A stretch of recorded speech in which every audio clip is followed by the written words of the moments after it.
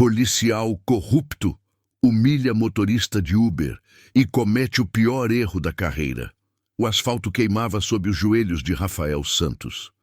O sol da tarde castigava sem piedade, e o calor subia do chão como uma fornalha invisível.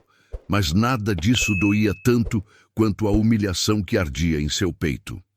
As algemas mordiam seus pulsos, apertadas demais, enquanto o distintivo dourado brilhava na altura de seus olhos, um símbolo de autoridade que naquele momento parecia mais uma arma apontada para sua dignidade.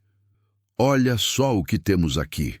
A voz do sargento Marcelo Tavares trovejava sobre ele, carregada de desprezo. Mais um Uber que acha que pode circular por aí sem respeitar a lei. Ao redor, celulares erguidos capturavam cada segundo. A multidão crescia na calçada, rostos curiosos, alguns indignados, outros apenas em busca de entretenimento para compartilhar nas redes sociais. Rafael mantinha o olhar fixo no chão, a mandíbula cerrada, respirando fundo para controlar a tempestade que rugia dentro dele. Seus pertences estavam espalhados pelo asfalto, a carteira surrada, uma foto amassada de sua mãe, um livro velho de direito constitucional com as páginas amareladas pelo tempo. "Tá mudo agora, né?" Marcelo chutou levemente o livro, fazendo-o deslizar alguns centímetros. "E, olha só, o Uber estuda direito. Que chique! Mas esqueceu de estudar respeito à autoridade, né, meu filho?" Rafael ergueu os olhos lentamente, encontrando o rosto do sargento. O homem tinha por volta de 40 anos, bigode grisalho, barriga saliente por cima do cinto de couro e aquele sorriso torto de quem se sentia intocável. Seus olhos pequenos brilhavam com crueldade, deleitando-se com o poder que exercia sobre outro ser humano. "Meus documentos estão todos em ordem, senhor", Rafael disse, a voz baixa, mas firme. "O senhor mesmo conferiu. Tá me respondendo agora?" Marcelo deu um passo à frente, inclinando-se até que seu rosto ficasse a poucos centímetros do de Rafael. "Tá achando que é advogado? Já é. Tá se sentindo importante?" Rafael fechou os olhos por um momento. Respirou. Pensou em sua mãe, Dona Célia, acordando sozinha naquela manhã na casa simples onde moravam, esperando ele voltar com o dinheiro das corridas do dia para comprar os remédios dela. Pensou nos 3 anos que havia abandonado a faculdade de Direito para trabalhar 16 horas por dia como motorista de aplicativo. Pensou em cada madrugada, acordando às 4h30, cada passageiro mal educado que precisou engolir em silêncio, cada conta que conseguiu pagar com dignidade e trabalho honesto. E decidiu que não ia deixar aquele homem roubar isso dele. "Não estou me sentindo importante, senhor", Rafael respondeu, a voz ainda calma. "Só estou pedindo que o senhor respeite a lei que jurou defender." O silêncio que se seguiu foi pesado como chumbo. A multidão parou de murmurar, até o trânsito pareceu ficar mais silencioso. Marcelo Tavares ficou vermelho, as veias do pescoço saltando, seus dedos se fecharam em punhos. Mas o que o sargento Tavares não sabia era que aquele Uber pobretão, ajoelhado no chão quente, tinha um sobrenome que faria seu distintivo tremer, uma história que estava prestes a virar do avesso. E que naquele exato momento, cada segundo daquela humilhação estava sendo gravado não apenas pelos celulares ao redor, mas pelos olhos atentos de alguém que ainda teria coragem de fazer a coisa certa. A história que levou Rafael Santos até aquele momento começara muito antes, numa madrugada como tantas outras.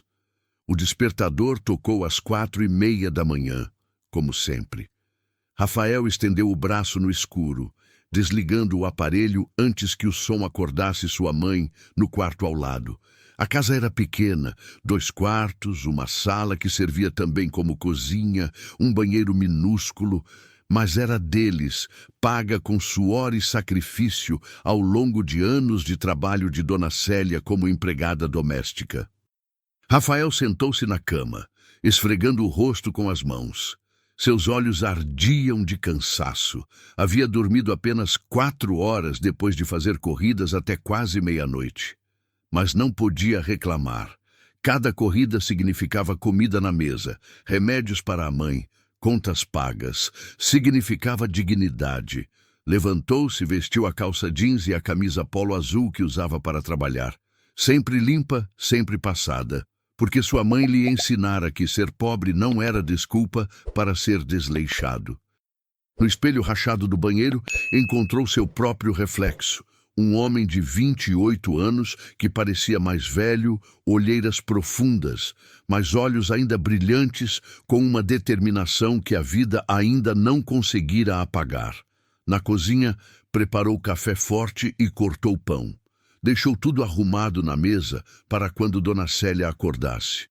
Beijou-a na testa enquanto ela dormia, seu rosto tranquilo contra o travesseiro, os cabelos grisalhos espalhados.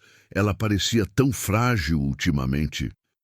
A artrite tornava cada movimento uma tortura, e os remédios para o coração custavam quase metade do que ele ganhava.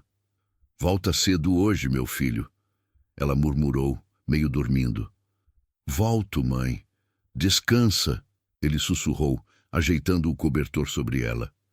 Na parede da sala, penduradas em molduras baratas, estavam as fotos que contavam a história deles. Dona Célia jovem, grávida, sorrindo apesar de tudo. Rafael bebê nos braços dela. Rafael de uniforme escolar, sempre o mais bem vestido da turma, mesmo sendo o mais pobre. Rafael no dia da formatura do ensino médio, a primeira pessoa da família a terminar os estudos. E logo ao lado, guardado dentro de uma gaveta, porque doía demais olhar, o diploma incompleto da Faculdade de Direito. Rafael trancou a porta devagar e desceu as escadas do prédio simples. Seu carro estava estacionado na rua, um sedã branco de quase 10 anos, amassado em alguns lugares, mas funcionando perfeitamente, porque ele mesmo aprendera mecânica básica no YouTube para economizar. O interior estava impecável, cheirando a lavanda do aromatizante barato. Orgulho, sempre orgulho no que fazia. Ligou o aplicativo de corridas e começou mais um dia. A manhã transcorreu como sempre. Executivos apressados para reuniões, falando ao celular e mal olhando para ele. Estudantes sonolentos indo para a faculdade que ele um dia frequentara. Uma senhora idosa indo ao médico, que lhe agradeceu 3 vezes e lhe deu uma bala de hortelã. Cada passageiro era uma história, cada corrida um tijolo na construção de uma vida melhor. Já passava das 2 da tarde, quando a notificação de uma nova corrida apareceu na tela. Endereço comercial no centro, destino em um bairro nobre. Cliente bem avaliado. Rafael aceitou. O passageiro era um homem de terno cinza, maleta de couro, relógio caro no pulso. Entrou no carro com um aceno de cabeça educado e mergulhou imediatamente no celular. Rafael dirigia em silêncio, como sempre, concentrado no trânsito pesado da tarde. Foi ao passar pela Avenida Central que viu a blitz. 2 viaturas estavam paradas irregularmente, bloqueando meia pista. Não havia os cones laranja de uma operação oficial. Não havia o carro da fiscalização de trânsito. Apenas policiais em pé, parando carros aleatoriamente. Rafael sentiu um aperto no estômago. Conhecia aquele tipo de blitz. Todo motorista de aplicativo conhecia. As blitz particulares, como chamavam entre eles, onde certos policiais paravam motoristas para arrancar propinas. "Vai ter que parar ali, senhor", o passageiro disse do banco de trás, nem levantando os olhos do celular. Rafael diminuiu a velocidade. Um policial fez sinal para ele encostar. Era um homem robusto, barrigudo, com o distintivo dourado de sargento reluzindo no uniforme. Seu rosto tinha aquela expressão de tédio arrogante de quem estava acostumado a ser obedecido sem questionamento. "Bom dia!" Rafael cumprimentou, baixando o vidro completamente, as mãos visíveis no volante, como sempre fazia quando abordado pela polícia. "Documentos", o sargento disse, sem retribuir o cumprimento. Suas mãos já estavam estendidas, os dedos tamborilando impacientes.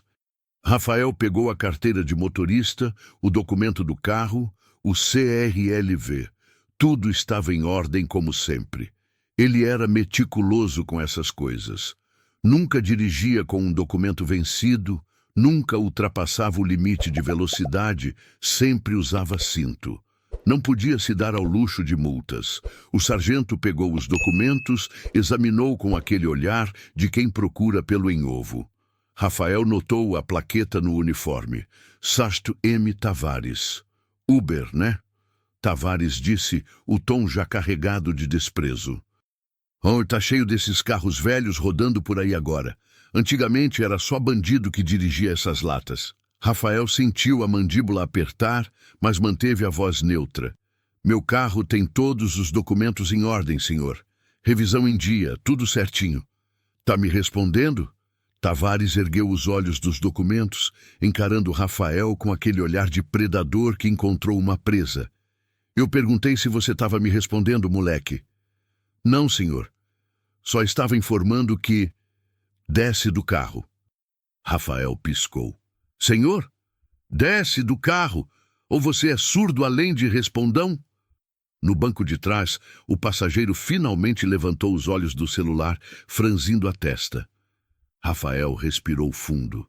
Sabia como isso funcionava. Conhecia a música. Ou pagava a propina que eles iam inventar alguma infração para exigir, ou passava por isso. E ele não tinha dinheiro para a propina. Mal tinha para os remédios da mãe. Abriu a porta devagar e desceu do carro. Encosta no capô, mãos onde eu possa ver. Rafael obedeceu, sentindo o metal quente do capô sob suas palmas. O coração batia acelerado, mas ele forçou-se a manter a calma. Ao redor, outros carros começavam a parar. Curiosos se aproximavam. Alguém já estava com o celular erguido, filmando. Tavares começou a revista, as mãos rudes empurrando Rafael contra o carro, verificando os bolsos com mais força do que necessário. Outro policial se aproximou, mais jovem, com cara de desconfortável com a situação. Sua plaqueta dizia, Subtem, Rodrigo.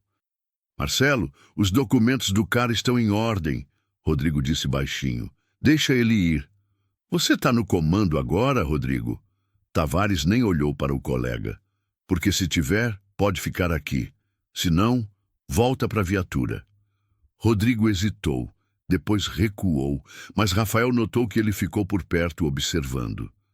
Tavares terminou a revista e voltou para dentro do carro de Rafael, começando a vasculhar.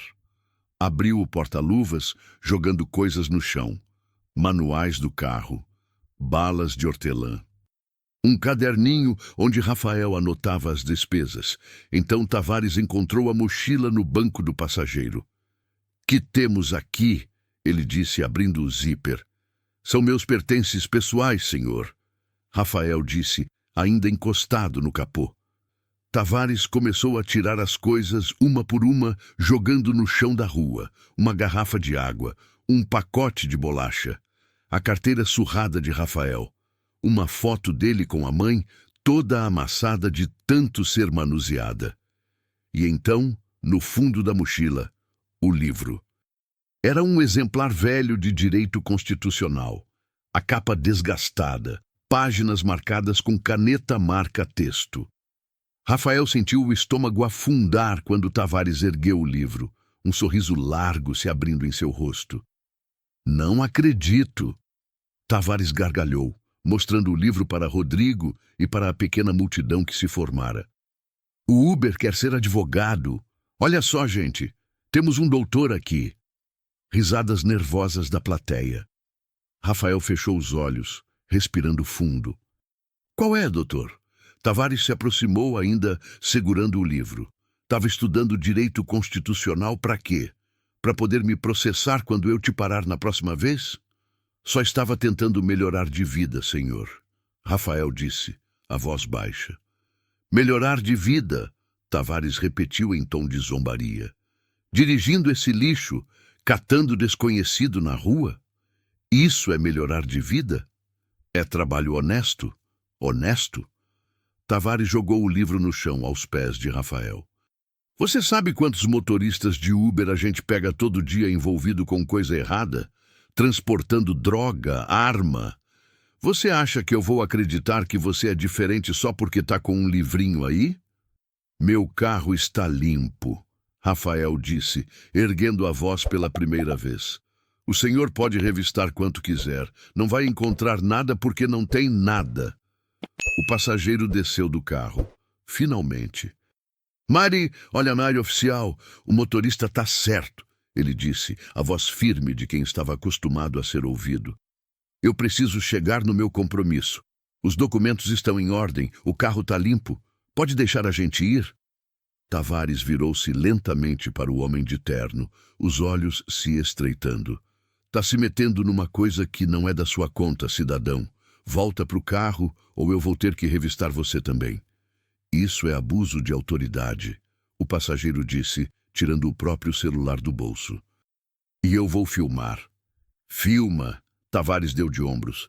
Filma e depois me processa. Vai ver quem eles acreditam, o advogado de terno ou o policial que está só fazendo seu trabalho.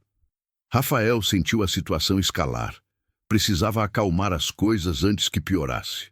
Senhor, ele disse para o passageiro, não precisa se envolver. Vai ficar tudo bem. Nada vai ficar bem, o passageiro retrucou. Isso é um absurdo. Chega! Tavares gritou, e então, para surpresa de todos, pegou algemas do cinto. Vira de costa, mãos para trás. Rafael piscou sem acreditar. Por quê? Eu não fiz nada. Desacato à autoridade, resistência à prisão, suspeita de porte ilegal. Tavares disparou as acusações como balas. Vira de costa ou vai ser pior. Isso é absurdo, o passageiro gritou. Eu sou testemunha. Ele não fez nada disso. Tavares ignorou. Agarrou o braço de Rafael, torcendo-o nas costas com força desnecessária. Rafael gemeu de dor, mas não resistiu. Sabia que qualquer movimento seria usado contra ele. As algemas fecharam com um clique metálico, mordendo sua pele. No chão, Tavares ordenou. De joelhos. Isso não é... No chão! Rafael sentiu as pernas tremerem, mas obedeceu. Ajoelhou-se no asfalto quente, o calor queimando através do tecido da calça jeans. Ao redor, a multidão aumentava. Celulares erguidos por todos os lados. Ao longe, ouviu alguém gritar, isso é injustiça! Outra voz, filma tudo! Tavares estava de pé atrás dele, e Rafael podia sentir o prazer doentio que o homem sentia com aquilo. Era poder. Poder puro e corrupto, o tipo de poder que transforma pessoas pequenas em monstros. Olha só o que temos aqui, Tavares disse alto para a plateia. Mais um que acha que pode desafiar a lei, mais um que acha que pode me desrespeitar. Eu não desrespeitei ninguém, Rafael disse, a voz saindo tensa. Meus documentos estão em ordem. Eu não cometi crime nenhum. Tá mudo agora, né? Tavares o interrompeu, chutando levemente as costas de Rafael. Cadê toda aquela lábia de quem estuda direito? Rafael cerrou os dentes. Cada fibra do seu ser gritava para ele se levantar, para revidar, para gritar. Mas ele sabia que era exatamente isso que Tavares queria, uma reação, uma desculpa para piorar tudo.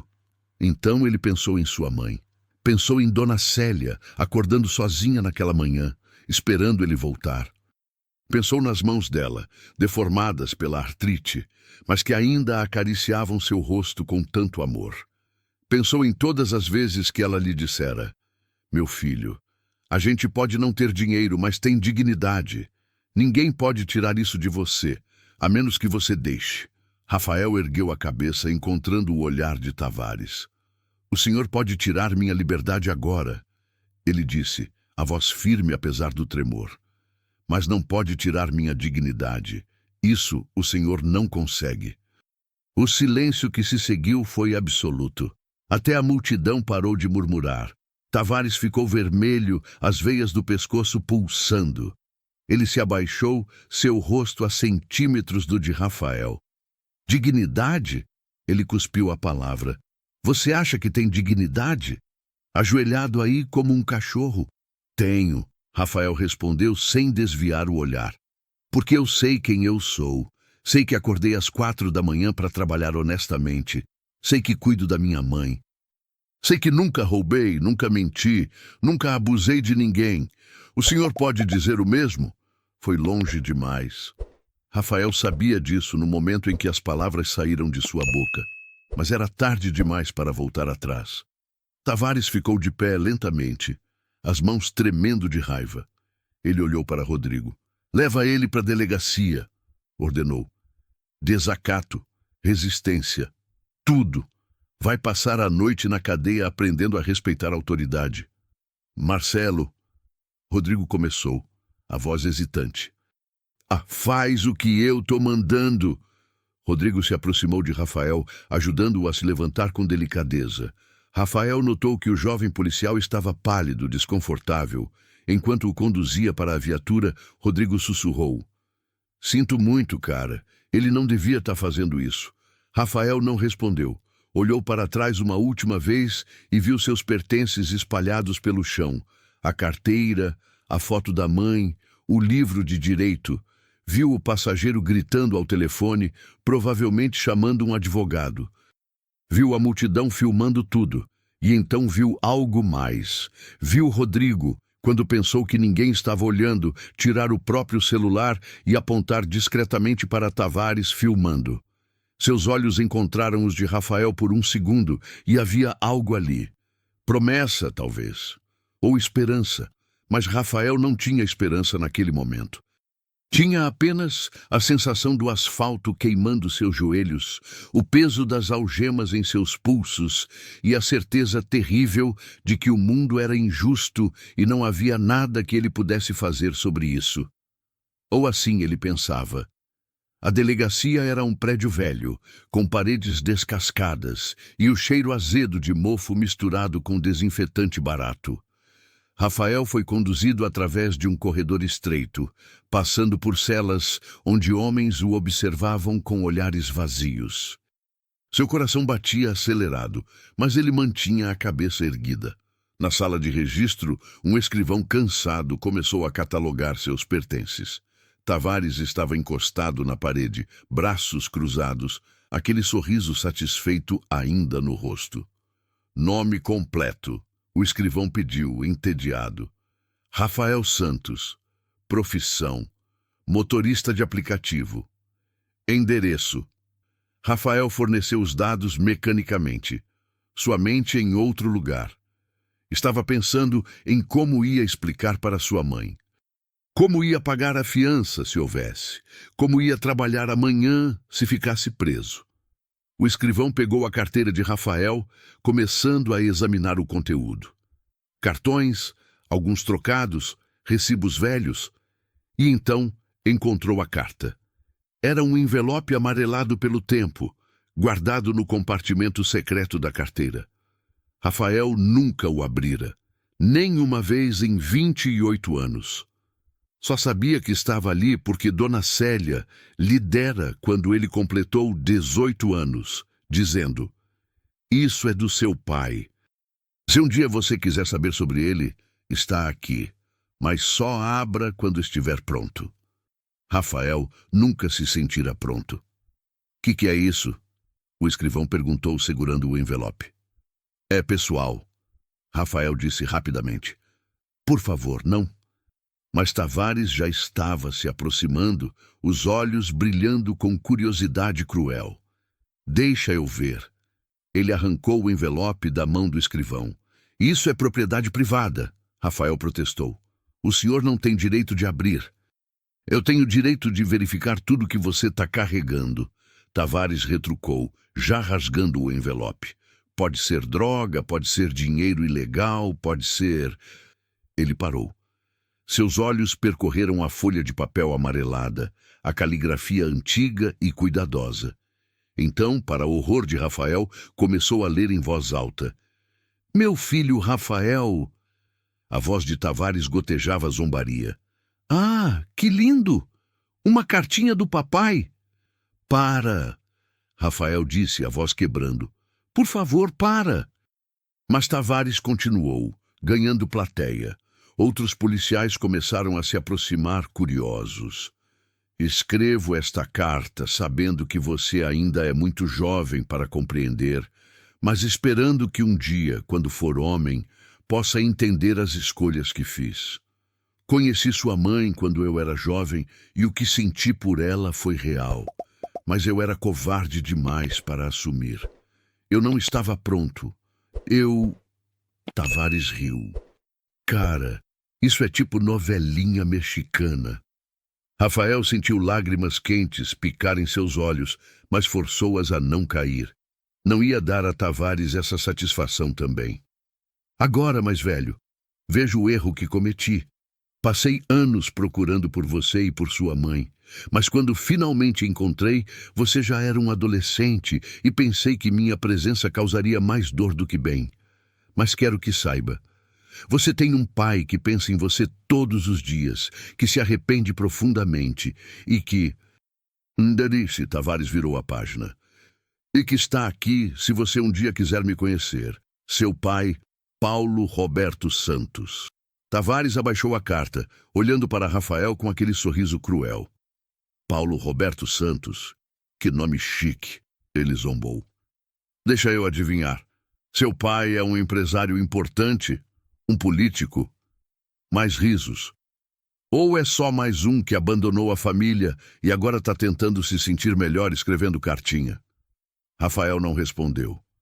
Estava com a visão turva, as emoções rugindo dentro dele como um furacão. Aquela carta era a coisa mais preciosa que possuía, a única conexão com um pai que nunca conhecera. E agora estava sendo usada para humilhá-lo ainda mais. Rodrigo estava em pé no canto da sala, e Rafael viu o jovem policial franzir a testa ao ouvir o nome. Viu-o discretamente pegar o celular, digitar algo rapidamente. Seus olhos se arregalaram.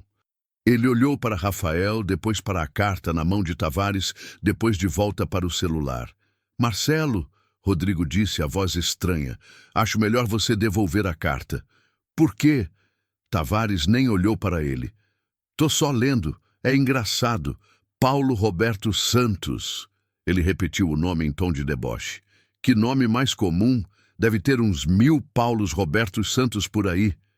Marcelo, sério. Rodrigo insistiu agora com urgência na voz. Devolve a carta e... Rodrigo, se você não tem estômago para esse trabalho, vai para casa. Tavares cortou. Eu tô fazendo meu serviço. Esse moleque precisa aprender respeito. Rodrigo abriu a boca para falar, mas fechou novamente. Rafael viu o conflito no rosto do jovem policial. Medo versus consciência. Carreira versus caráter. E no final, como tantas vezes acontece, o medo venceu. Rodrigo voltou para o canto, mas seus dedos continuaram voando sobre o celular. O processo de fichamento continuou. Fotos. Impressões digitais. Rafael mecanicamente obedeceu cada ordem, mas sua mente estava longe. Estava pensando em sua mãe, que deve estar começando a se preocupar porque ele sempre ligava nesse horário. Estava pensando nas corridas que perdera, no dinheiro que não ia ganhar hoje. Estava pensando em como uma única parada de trânsito havia virado um pesadelo. Mas principalmente estava pensando na carta que Tavares jogara de volta para os pertences como se fosse lixo. As palavras do pai que nunca conhecera ainda ecoavam em sua mente. Passei anos procurando por você. Será que era verdade? Será que existia mesmo um Paulo Roberto Santos por aí, olhando para o céu e pensando no filho que abandonara? Rafael balançou a cabeça. Não importava mais, nada importava além de sobreviver àquele dia e voltar para casa, para sua mãe, para a única família que realmente tinha. Leva ele para a cela, Tavares ordenou ao escrivão. Vai passar a noite pensando nas escolhas que fez. Mas antes que o escrivão pudesse se mover, a porta da delegacia se abriu com força. Um tenente entrou, o rosto sério, seguido por 2 oficiais que Rafael não reconhecia. Eles usavam uniformes diferentes, mais formais. Corregedoria, talvez. Sargento Tavares, o tenente disse, a voz cortante. Preciso falar com você, agora. Tavares franziu a testa, mas seguiu o tenente para uma sala nos fundos. Rodrigo se aproximou rapidamente de Rafael. Escuta, ele sussurrou, fingindo revistar alguma coisa. Eu mandei os vídeos para a corregedoria, tudo o que ele fez com você. Não sei se vai dar em alguma coisa, mas... Obrigado, Rafael disse surpreso. Não me agradece ainda, Rodrigo respondeu. Só aguenta firme. Às vezes a justiça demora, mas ela chega. Rafael queria acreditar nisso. Queria acreditar que havia ordem no caos, que os bons eram recompensados e os maus punidos. Mas 28 anos de vida haviam lhe ensinado que o mundo não funcionava assim. O mundo funcionava com dinheiro e poder. E ele não tinha nenhum dos dois. Na sala dos fundos, vozes se elevavam. Rafael podia ouvir Tavares gritando algo sobre fazer meu trabalho e não vou aceitar isso.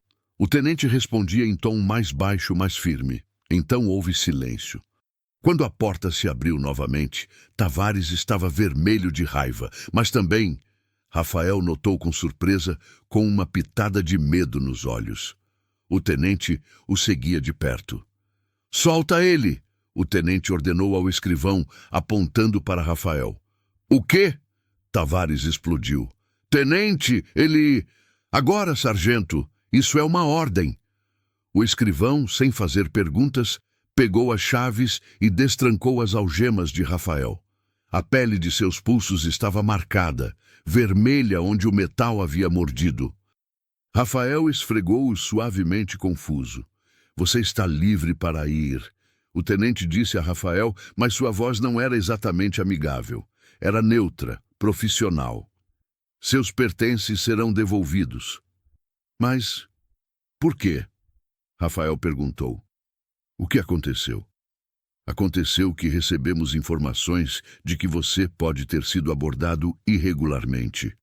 O tenente respondeu. Vamos investigar. Enquanto isso, não há base legal para mantê-lo detido. Rafael olhou para Tavares, que estava praticamente cuspindo fogo pelos olhos. Olhou para Rodrigo, que deu um pequeno aceno discreto. Então pegou seus pertences, a carteira, a foto amassada, o livro, a carta e os guardou com cuidado. Pode ir, o tenente repetiu. Rafael não precisou ouvir duas vezes. Virou-se para sair, as pernas tremendo de alívio e exaustão. Mas ao passar por Tavares, o sargento sussurrou baixo o suficiente para só ele ouvir. Isso não acabou, moleque. Você não sabe com quem está mexendo. Rafael não respondeu, apenas continuou andando, atravessando o corredor, empurrando a porta pesada da delegacia e, finalmente, saindo para a rua onde o sol já começava a se pôr. O ar noturno nunca parecera tão doce. Mas do que Rafael não sabia, enquanto caminhava pelas ruas, procurando seu carro que havia sido rebocado, é que naquele exato momento, a quilômetros dali, em um escritório elegante no último andar de um prédio comercial, um telefone tocava. Desembargador Paulo Roberto Santos estava em sua mesa, revisando processos. Aos 63 anos, ele era um dos juízes mais respeitados do Tribunal de Justiça. Cabelos grisalhos penteados com cuidado, terno impecável, óculos de leitura na ponta do nariz. Sua carreira fora construída sobre integridade inabalável e dedicação à lei. Mas havia um buraco em sua vida, um buraco na forma de um filho que ele nunca conhecera. O telefone do escritório tocou. Era sua assistente. Desembargador, a doutora Carla Mendes está na linha. Diz que é urgente. Paulo franziu a testa. Carla Mendes era uma promotora de justiça brilhante, especializada em casos de corrupção policial. Eles haviam trabalhado juntos em várias ocasiões. Pode transferir. A voz de Carla veio clara pela linha. Paulo, preciso falar com você sobre algo delicado. Estou ouvindo.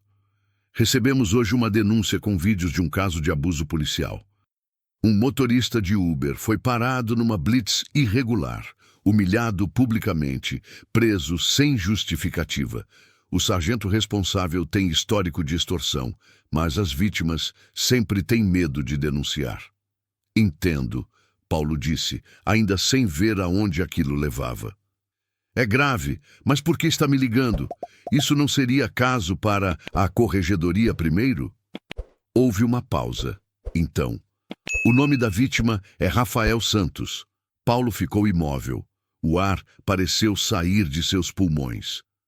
Como? Sua voz saiu rouca. Rafael Santos, 28 anos. Motorista de aplicativo. Mãe chamada Célia Santos. Uma pausa. Paulo, pode ser ele. As mãos de Paulo tremiam enquanto segurava o telefone. 28 anos. A idade certa. Nome certo. Mãe certa. Você tem certeza? Chequei os registros que você me deu anos atrás quando me pediu ajuda para procurá-lo. Carla disse gentilmente. É ele, Paulo. É seu filho.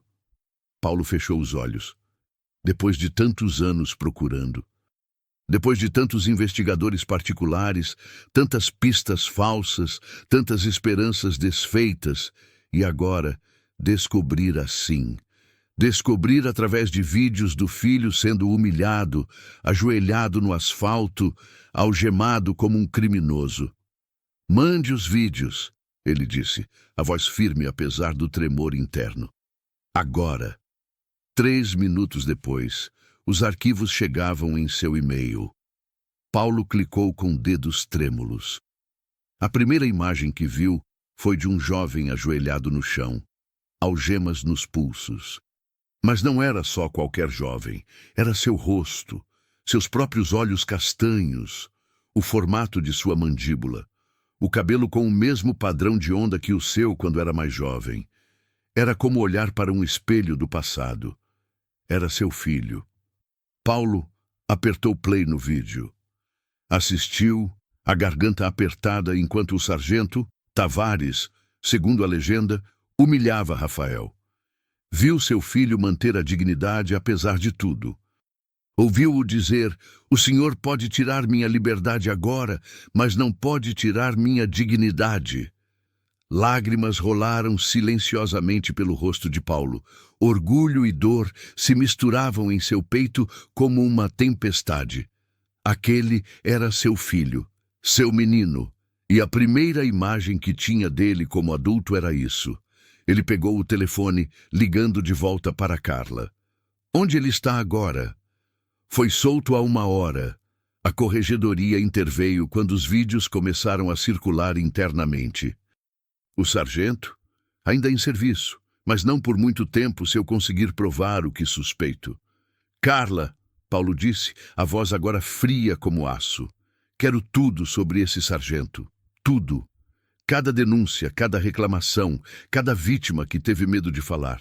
Mova céu e terra. Use todos os recursos necessários. Já estou nisso. E Carla? Paulo parou. Quero ver meu filho. Preciso vê-lo. Vou providenciar. Houve gentileza na voz dela.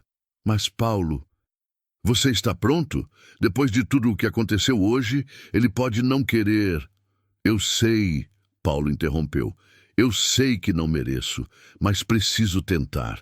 Preciso olhar nos olhos dele e pedir perdão por não ter estado lá todos esses anos. Depois de desligar, Paulo ficou sentado em sua cadeira, olhando para a foto congelada na tela de seu computador. Rafael, com olhos desafiadores apesar das lágrimas, mantendo sua dignidade mesmo ajoelhado. Meu filho, ele sussurrou para a tela vazia. Meu filho! E então, com a determinação que o tornara um dos juízes mais respeitados do país, Paulo Roberto Santos começou a fazer ligações. Para o governador, para o secretário de segurança, para cada contato que possuía em 30 anos de carreira. Se havia algo que ele aprendera em décadas no judiciário, era que a justiça às vezes precisava de um empurrão. E desta vez, era pessoal. Rafael chegou em casa depois das 10 da noite. Seu carro havia sido rebocado e custara quase tudo que tinha no banco para resgatá-lo. Estava exausto, dolorido, emocionalmente destroçado. Subiu as escadas devagar, cada degrau um esforço. Dona Célia o esperava na porta, o rosto marcado de preocupação. Meu filho, onde você estava? Eu liguei 1000 vezes. Desculpa, mãe. Rafael entrou, abraçando-a. Teve um problema no trabalho. Célia se afastou, estudando o rosto dele. Seus olhos de mãe viram tudo. O cansaço, a dor, as marcas vermelhas nos pulsos que ele tentava esconder. O que aconteceu? Ela exigiu, a voz firme. Rafael hesitou. Não queria preocupá-la, mas nunca conseguira mentir para sua mãe. Fui parado por um policial, ele admitiu finalmente. Ele me prendeu. Não tinha motivo, mas me prendeu mesmo assim. Me soltaram algumas horas depois. O rosto de Célia empalideceu. Ela pegou as mãos dele, vendo as marcas das algemas. Meu Deus, ela sussurrou. Meu filho, você está bem? Eles te machucaram? Estou bem, mãe, só... A voz dele quebrou. Só foi humilhante. Célia o puxou para um abraço apertado, e foi só então que Rafael percebeu que estava chorando. Todas as lágrimas que segurou durante o dia finalmente escapavam. Chorou pela humilhação, pela injustiça, pelo cansaço de lutar tanto e parecer nunca sair do lugar. Deixa eu fazer um chá, Célia disse quando ele finalmente se acalmou. E você vai me contar tudo. Enquanto ela preparava o chá na cozinha minúscula, Rafael se sentou no sofá desgastado. Sua mão foi instintivamente para a carteira, pegando a carta amarelada. A carta do pai que nunca conhecera. Ele a desdobrou com cuidado. Era a primeira vez que a lia. Tavares a lera em voz alta, mas Rafael estava tão focado em controlar suas emoções que mal registrara as palavras. Agora, sozinho, leu lentamente. A caligrafia era elegante, educada. As palavras, cuidadosamente escolhidas. Seu pai, Paulo Roberto Santos, fora claro. Ele se arrependia. Ele havia procurado. Ele queria conhecer Rafael. Você abriu? Célia disse suavemente, voltando com 2 xícaras de chá. Ela viu a carta nas mãos dele. O policial abriu. Rafael explicou. Leu em voz alta para me humilhar mais. Célia sentou-se ao lado dele, suspirando. Eu devia ter te contado mais sobre ele, ela disse. Mas era tão complicado. Quem ele é, mãe? Rafael perguntou. De verdade? Célia olhou para a carta, depois para o filho. Eu trabalhava como empregada doméstica na casa dos pais dele, ela começou. Tinha 19 anos, ele tinha 21, estava na faculdade de Direito. A gente se apaixonou, ou pelo menos eu achei que era amor. E ele? Acho que ele também amava do jeito dele, Célia disse. Mas quando descobri que estava grávida, ele ficou com medo. A família dele era rica, importante. Eu era só a empregada. Eles não iam aceitar. Ele te abandonou. Ele era jovem, Célia defendeu, e covarde, como ele mesmo admite na carta. Mas Rafael, anos depois, quando você tinha uns 15 anos, ele me procurou. Disse que tinha se tornado juiz, que tinha uma carreira estabelecida, que queria te conhecer, queria te dar o nome dele, te registrar tudo. Rafael a encarou, chocado. E por que você não deixou? Porque eu tinha medo de você me odiar por ter mentido todos esses anos.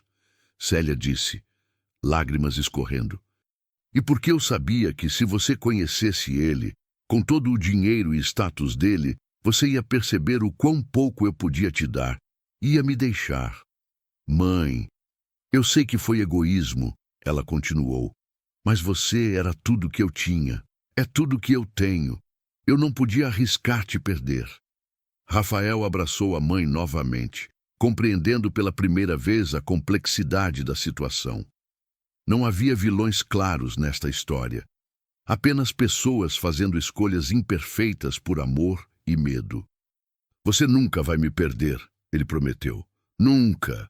Eles ficaram assim por um longo tempo, mãe e filho, até o chá esfriar nas xícaras. Lá fora, a noite se aprofundava. E em algum lugar da cidade, engrenagens que Rafael nem imaginava já estavam em movimento. Na manhã seguinte, Sargento Marcelo Tavares chegou à delegacia se sentindo invencível. Tinha humilhado mais um Zé Ninguém, mostrado quem mandava, reafirmado seu poder. Rodrigo podia ter enviado vídeos para a corregedoria, mas Marcelo conhecia o sistema, conhecia os trâmites burocráticos, sabia que levaria meses para qualquer coisa acontecer, se é que aconteceria. Ele estava errado.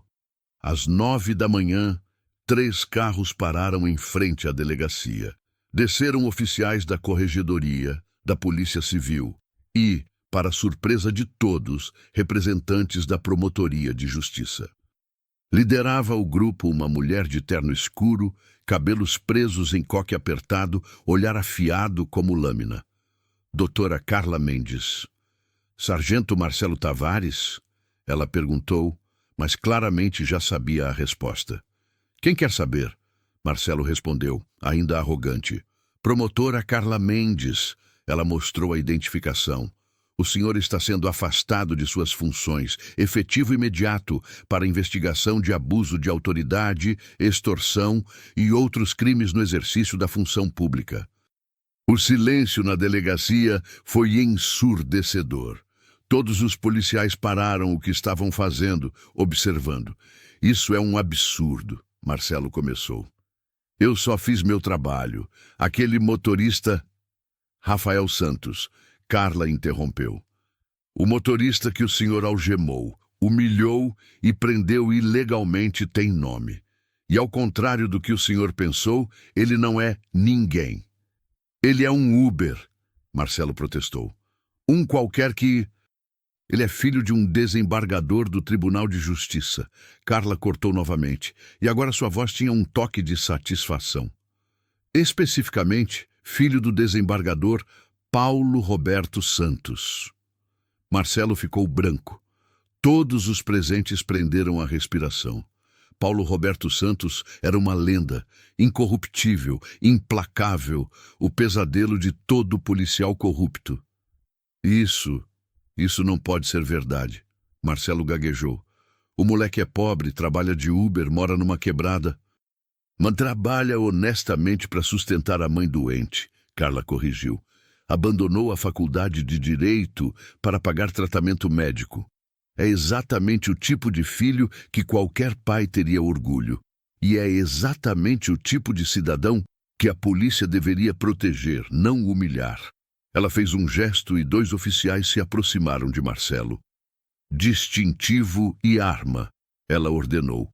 Agora, com mãos trêmulas, Marcelo removeu o distintivo dourado que usara para aterrorizar tantas pessoas. A arma foi retirada de seu coldre. Ele de repente parecia menor, mais velho, apenas um homem assustado, sem seu escudo de autoridade. Isso não é só sobre Rafael Santos. Carla continuou tirando uma pasta grossa de sua maleta. Nas últimas 12 horas, desde que os vídeos de ontem começaram a circular, 17 pessoas entraram em contato com a promotoria. 17 vítimas suas, sargento. Vendedores ambulantes que o senhor extorquiu. Motoristas que pagaram propina. Cidadãos que foram humilhados, todos com medo de denunciar. Até agora, ela jogou a pasta sobre a mesa. Fotos se espalharam. Depoimentos, transferências bancárias, evidências. O senhor vai responder por tudo isso, ela prometeu. E vai descobrir que a justiça, quando finalmente chega, não tem misericórdia para quem abusou de seu poder. Marcelo estava tremendo agora. Olhou ao redor, procurando aliados, mas encontrou apenas olhares frios ou desviados. Até seus companheiros, que sempre aceitaram sua extorsão, agora se afastavam, protegendo suas próprias carreiras. Podem levá-lo, Carla disse aos oficiais. Enquanto Marcelo era escoltado para fora, Rodrigo se aproximou de Carla. Doutora, eu fui quem mandou os vídeos, ele disse baixinho. Eu sei, ela respondeu. E por causa disso, você está sendo recomendado para a promoção. Precisamos de mais policiais como você. Rodrigo assentiu, aliviado. Ele fizera a coisa certa. E pela primeira vez em muito tempo, a coisa certa estava sendo recompensada. Rafael estava em casa quando a campainha tocou. Era meio-dia. Ele havia decidido não trabalhar naquele dia, ainda se recuperando emocional e fisicamente do dia anterior. Dona Célia descansava no quarto e ele estava na sala, tentando sem sucesso se concentrar num livro. Abriu a porta e encontrou uma mulher de terno escuro. Atrás dela, um carro preto com vidros fumê estava estacionado. Rafael Santos? Ela perguntou. Sim, meu nome é Carla Mendes, sou promotora de justiça. Posso entrar? Rafael ficou tenso imediatamente, memórias do dia anterior voltando como uma onda. Estou em problemas? Não, ela disse rapidamente, com um sorriso gentil. Muito pelo contrário. Estou aqui para informá-lo de que o sargento que o prendeu ontem foi afastado e está sendo processado. E também... Ela hesitou. Há alguém que gostaria muito de conhecê-lo. Quem? Carla se virou, gesticulando para o carro. A porta de trás se abriu e um homem desceu. Alto, cabelos grisalhos, terno impecável. Mesmo à distância, Rafael podia ver os olhos castanhos, exatamente da mesma cor que os seus. Seu pai, Carla disse gentilmente. O mundo pareceu parar. Rafael ficou congelado na porta, observando o homem se aproximar lentamente. Paulo Roberto Santos caminhava como quem carrega o peso do mundo nos ombros, mas seus olhos estavam fixos em Rafael com uma intensidade que beirava a dor. Eles pararam a poucos metros um do outro. Pai e filho se encontrando pela primeira vez, separados por 28 anos de escolhas, arrependimentos e segundas chances perdidas. Rafael, Paulo disse, e sua voz tremia. Meu filho. Rafael não conseguia falar. Toda a raiva que pensou que sentiria, todo o ressentimento, tudo se dissolveu diante daquele olhar. Porque ele via ali não um estranho, mas um reflexo. Via dor, arrependimento e um amor desesperado que tentava atravessar décadas de ausência. Rafael começou, mas não sabia o que dizer.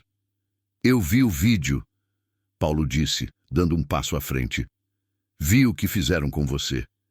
E me partiu o coração porque a primeira imagem que tenho do meu filho crescido é ele sendo humilhado. E porque mesmo naquela situação você manteve sua dignidade. Sua mãe te criou bem.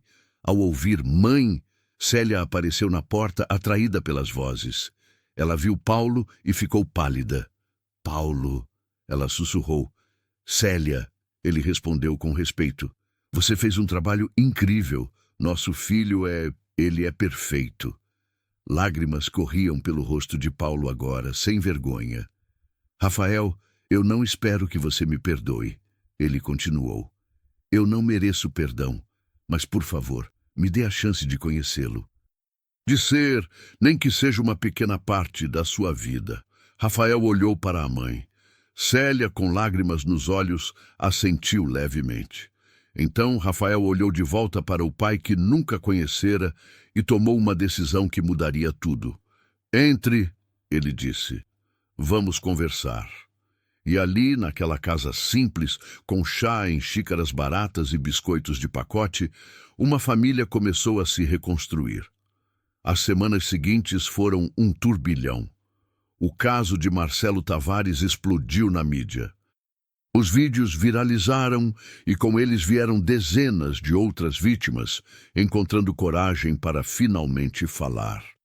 A investigação revelou uma rede de corrupção que ia muito além de um único sargento. 5 outros policiais foram presos. Evidências de extorsão sistemática foram encontradas. Vítimas que haviam pago suborno por anos finalmente testemunharam. E no centro de tudo, sendo usado como exemplo de por que tais abusos não podiam continuar, estava o vídeo de Rafael ajoelhado no asfalto. Rafael tornou-se sem querer o rosto de uma campanha contra abuso policial. Jornalistas queriam entrevistá-lo, ativistas queriam usá-lo como símbolo, mas Rafael recusou tudo. Não queria fama, queria apenas justiça. Marcelo Tavares foi formalmente indiciado em 23 crimes. Abuso de autoridade, extorsão, prevaricação, constrangimento ilegal. As evidências eram esmagadoras. E sem seu distintivo, sem seu uniforme, ele era apenas um homem pequeno que havia abusado de poder por muito tempo. Mas Rafael não estava focado na punição de Tavares, estava focado em reconstruir. Paulo visitava regularmente, sempre respeitoso com Dona Célia, sempre pedindo permissão antes de aparecer. Ele pagou discretamente os tratamentos médicos de Célia, garantindo que ela tivesse os melhores cuidados. Ofereceu pagar a volta de Rafael à faculdade, mas Rafael recusou. Se eu voltar, ele disse, vai ser porque eu conquistei, não porque você pagou. Paulo respeitou isso, embora doesse não poder dar ao filho tudo o que gostaria. Eles conversavam por horas, sobre tudo e nada. Paulo contava sobre sua carreira, suas desilusões com o sistema de justiça, suas tentativas de encontrar Rafael ao longo dos anos. Rafael contava sobre sua infância, sobre como Dona Célia trabalhara 3 empregos para dar educação a ele, sobre o dia que decidiu largar a faculdade para cuidar dela. Ela é a pessoa mais forte que conheço, Rafael disse uma tarde, enquanto tomavam café numa padaria simples perto da casa de Rafael. Paulo insistira em se encontrarem no bairro de Rafael, não em restaurantes chiques. Queria conhecer o mundo do filho. É, Paulo concordou. E você herdou essa força? Não sei, Rafael murmurou. Às vezes me sinto tão cansado. Trabalho tanto e parece que nunca saio do lugar. Você está exatamente onde precisa estar, Paulo disse. Construindo caráter, desenvolvendo empatia, aprendendo o que significa lutar. Quando você voltar para a faculdade de Direito, não se, mas quando, você vai ser um advogado melhor porque viveu tudo isso. Rafael considerou aquilo. Talvez o pai tivesse razão. O julgamento de Marcelo Tavares aconteceu 3 meses depois. A sala do tribunal estava lotada. Vítimas queriam ver justiça ser feita. A mídia queria a história.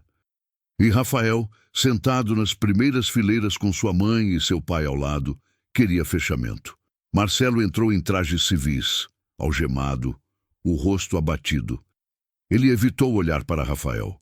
O promotor público apresentou o caso meticulosamente. Vídeos foram mostrados. Testemunhas depuseram. Uma por uma, as vítimas de Marcelo contaram suas histórias. O vendedor ambulante que pagara propina por 2 anos com medo de perder sua licença. A mãe solteira multada injustamente e ameaçada. O imigrante que fora deportado depois de ser falsamente acusado. E, por fim, Rafael. Ele subiu ao estande das testemunhas, a mão sobre a Bíblia, jurando dizer a verdade. E então contou sua história. Não com raiva, não com desejo de vingança, mas simplesmente com honestidade. Eu não sou especial, ele disse. Não sou diferente de qualquer outro motorista de Uber, de qualquer outro trabalhador que acorda cedo e faz o melhor que pode.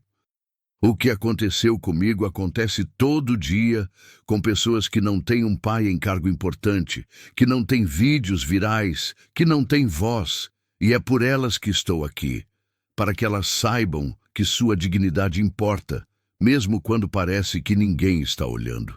Quando Rafael desceu do estande, havia lágrimas em muitos olhos no tribunal. Até o juiz, não Paulo, que se absteve do caso por conflito de interesse, parecia emocionado. A defesa de Marcelo tentou argumentar que ele estava apenas fazendo seu trabalho, que policiais tomam decisões difíceis sob pressão. Mas as evidências eram irrefutáveis demais. O padrão de comportamento muito claro. O júri deliberou por apenas 2 horas. Culpado em todas as acusações. Marcelo Tavares foi condenado a 8 anos de prisão, perda permanente do cargo e proibição de exercer qualquer função pública.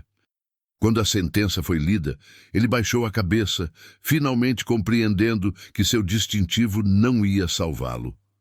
Do lado de fora do tribunal, jornalistas cercaram Rafael. Ele deu uma breve declaração. Justiça foi feita hoje, não só para mim, mas para todas as vítimas de abuso de poder. Mas isso não é o fim, é o começo. Precisamos de reformas sistêmicas, de treinamento melhor, de responsabilização real. E, principalmente, precisamos lembrar que todo ser humano, não importa seu trabalho ou status social, merece dignidade. As câmeras clicaram. Os repórteres gritaram perguntas. Mas Rafael apenas se virou, abraçou sua mãe e seu pai e caminhou para longe dos holofotes.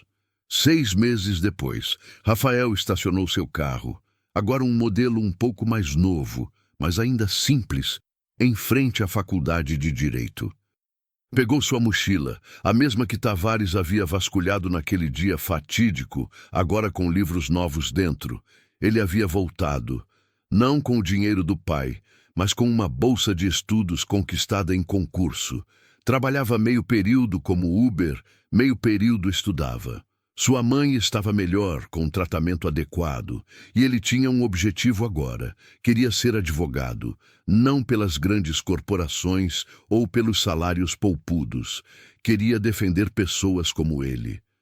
Os motoristas de Uber, os vendedores ambulantes, os invisíveis que o sistema pisoteava.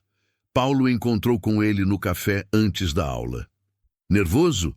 O pai perguntou. Muito. Rafael admitiu. Tenho quase 30 anos. Vou ser o mais velho da turma. Você vai ser o que mais viveu, Paulo corrigiu. E isso faz toda a diferença. Eles tomaram café juntos, conversando sobre casos legais, sobre jurisprudência, sobre sonhos. A relação deles ainda estava sendo construída, tijolo por tijolo, mas era sólida. Baseada em respeito mútuo e amor que estava aprendendo a se expressar. Pai, Rafael disse, obrigado por não desistir de me procurar, por estar aqui agora. Paulo segurou a mão do filho, lágrimas nos olhos, como sempre que Rafael o chamava de pai. Obrigado por me dar uma segunda chance, ele respondeu. Vou passar o resto da minha vida tentando ser digno dela. Rafael entrou na sala de aula minutos depois. Olhou ao redor para os rostos jovens, para os livros novos, para o quadro branco esperando ser preenchido com conhecimento. E sorriu, porque ele estava exatamente onde deveria estar. 3 anos se passaram. A manhã da formatura amanheceu clara e ensolarada. Rafael ajustou a beca preta, o cabelo sentando perfeitamente em sua cabeça. Aos 31 anos, estava finalmente realizando o sonho que havia adiado por tanto tempo. A cerimônia seria no anfiteatro, ao ar livre da universidade. Filas de cadeiras brancas estavam organizadas, famílias chegando, fotógrafos posicionados. Rafael procurou entre a multidão e encontrou o que procurava. Na primeira fila, Dona Célia, cabelos agora completamente brancos, mas sorriso radiante, vestindo o vestido que Rafael comprara especialmente para ela. Ao lado, Paulo Roberto Santos, terno impecável como sempre, olhos já brilhando com lágrimas de orgulho não derramadas. E espalhados ao redor, como flores num jardim, estavam outros rostos que Rafael aprendera a amar, colegas de faculdade, professores que acreditaram nele e até Rodrigo, o ex-subtenente que agora era tenente, que pedira folga só para estar ali. A cerimônia começou, discursos foram feitos, nomes foram chamados, e então, Rafael Santos. Ele caminhou até o palco, cada passo uma celebração de perseverança. Recebeu o diploma, o peso do papel representando anos de madrugadas, estudando, de corridas de Uber entre aulas, de provas feitas com olhos ardendo de cansaço. Mas ele conseguira. Como orador da turma, escolhido por votação de seus colegas, Rafael se aproximou do microfone, olhou para a plateia, encontrou os olhos de sua mãe e começou. Boa tarde a todos. Quando eu tinha 25 anos, estava aqui nesta mesma universidade, cursando Direito. E tive que abandonar porque a vida me chamou para outras prioridades. Pensei que nunca ia voltar. Pensei que o sonho havia morrido. Fez uma pausa. 3 anos atrás, eu estava ajoelhado num asfalto quente, algemado, sendo humilhado publicamente por um homem que abusava de seu poder. Naquele momento, no ponto mais baixo da minha vida, eu fiz uma escolha. Escolhi não deixar que me roubassem minha dignidade. Escolhi acreditar que justiça ainda existia. Escolhi manter a esperança. Muitos na plateia conheciam a história. Alguns estavam visivelmente emocionados. Estou aqui hoje não porque sou especial. Estou aqui porque tive uma mãe que me ensinou que pobreza não é destino, é circunstância. Ele gesticulou para Dona Célia, que enxugava lágrimas. Porque tive um pai que, mesmo ausente por tanto tempo, nunca parou de procurar uma forma de consertar o passado. Paulo cobriu o rosto com as mãos, os ombros tremendo. E porque houve pessoas, como o tenente Rodrigo ali, apontou, que tiveram coragem de fazer a coisa certa quando era mais fácil olhar para o lado. Rafael respirou fundo. Mas, principalmente, estou aqui porque acredito em algo que quero que todos vocês, meus colegas formandos, levem daqui. O direito não é só sobre leis e jurisprudência. É sobre pessoas. É sobre o vendedor ambulante que tem medo de denunciar extorsão. É sobre a mãe solteira que não consegue pagar um advogado. É sobre todo ser humano que merece dignidade, independente de quanto dinheiro tem na conta ou qual carro dirige. Aplausos começaram, mas Rafael ergueu a mão pedindo silêncio. Então hoje, enquanto recebemos nossos diplomas e celebramos esta conquista, eu os desafio. Não se esqueçam de onde vieram. Não se esqueçam das pessoas que não têm voz. Usem esse diploma não apenas para construir carreiras de sucesso, mas para construir uma sociedade mais justa. Porque a justiça não é só sobre punir os culpados. É sobre proteger os inocentes, e há milhões deles lá fora, esperando que alguém se importe. Ele segurou o diploma no alto. Este papel aqui representa mais do que uma conquista pessoal, representa uma promessa. A promessa de que vou dedicar minha carreira a defender os que não podem se defender. A promessa de que nunca vou esquecer o que é estar ajoelhado naquele asfalto, impotente. E a promessa de que vou fazer tudo ao meu alcance para que menos pessoas passem por isso. A plateia se levantou em ovação. Aplausos trovejaram. Rafael viu sua mãe chorando abertamente. Paulo ao lado dela, com o braço ao redor de seus ombros. Viu Rodrigo sorrindo, acenando, viu colegas, professores, estranhos que se conectaram com suas palavras. E soube que estava apenas começando. 2 anos depois da formatura. O escritório de advocacia Santos em Associados era pequeno, mas digno. Localizava-se num bairro popular, acessível para as pessoas que precisavam de seus serviços.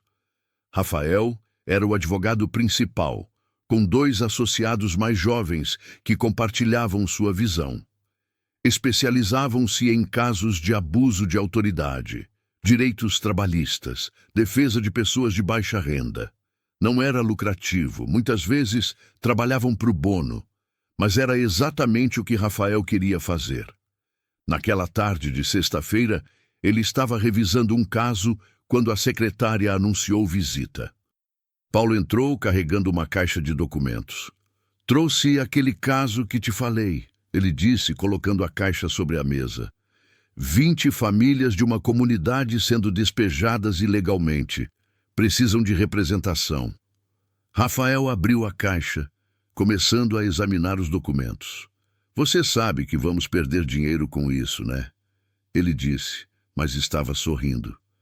Eu sei, Paulo respondeu, também sorrindo. Mas não é sobre dinheiro. Nunca foi. Pai e filho trabalharam juntos até tarde, construindo a defesa. Paulo, com décadas de experiência. Rafael, com a perspectiva de quem viveu a injustiça. Juntos, eram formidáveis. Quando finalmente pararam para respirar, já estava escuro lá fora. Rafael fez café e eles se sentaram, apreciando o silêncio confortável que só existe entre pessoas que se conhecem profundamente. Você está feliz? Paulo perguntou subitamente. Rafael pensou. Seu escritório não tinha ar-condicionado de última geração. Seu carro ainda era simples, seu apartamento modesto, mas quando acordava de manhã, sabia que ia fazer diferença na vida de alguém. Estou, ele respondeu honestamente. Estou exatamente onde sempre quis estar. Paulo sorriu, orgulho estampado no rosto. Seu avô, ele disse. Meu pai costumava dizer que o verdadeiro sucesso não se mede pelo que você acumula, mas pelo que você faz pelos outros. Acho que ele ficaria orgulhoso de você. Eu sei que estou. Rafael sentiu um nó na garganta. Obrigado, pai, por tudo. Eles ficaram ali mais um pouco, planejando estratégias, rindo de piadas internas, construindo memórias que compensavam um pouco os anos perdidos. Lá fora, a cidade continuava girando. Em algum lugar, alguém estava sendo injustiçado. Em algum lugar, alguém estava perdendo a esperança. Mas também, em algum lugar, havia pessoas lutando, pessoas escolhendo fazer o certo, pessoas se recusando a desistir. E Rafael Santos estava entre elas. Se você chegou até aqui nesta história, se sentiu a indignação quando Rafael foi humilhado, se torceu pela justiça, se emocionou com o reencontro entre pai e filho, então deixe seu like agora. Sua interação faz com que histórias como essa alcancem mais pessoas que precisam lembrar que a dignidade humana é inviolável e que a justiça, mesmo quando demora, pode chegar. E não se esqueça de se inscrever no canal e comentar aqui embaixo de qual cidade você está assistindo. Sua história também importa. Sua voz também merece ser ouvida. Juntos, podemos construir um mundo onde menos pessoas precisam passar pelo que Rafael passou e onde mais pessoas têm a coragem de fazer o que Rodrigo fez, escolher o certo mesmo quando é difícil. Porque no final das contas, todos nós somos Rafael em algum momento, vulneráveis, lutando, tentando manter nossa dignidade em um mundo que às vezes parece determinado a tirá-la. E todos nós podemos ser Paulo, buscando segundas chances, tentando consertar erros, oferecendo amor mesmo quando não merecemos perdão imediato. A história de Rafael Santos nos lembra que não importa quão escura seja a noite, a aurora sempre chega. Que não importa quão poderosos sejam os opressores, a verdade eventualmente prevalece. E que não importa quão sozinhos nos sintamos, sempre há alguém disposto a lutar ao nosso lado. Então, da próxima vez que você ver uma injustiça, lembre-se de Rafael mantendo sua dignidade no asfalto quente. Da próxima vez que tiver a oportunidade de fazer a coisa certa, lembre-se de Rodrigo escolhendo a coragem em vez do medo. E da próxima vez que pensar em desistir de um sonho, lembre-se que Rafael voltou à faculdade aos 28 anos e realizou tudo o que planejou. Sua história também pode ser de superação. Sua jornada também pode inspirar outros. E sua voz também pode fazer diferença.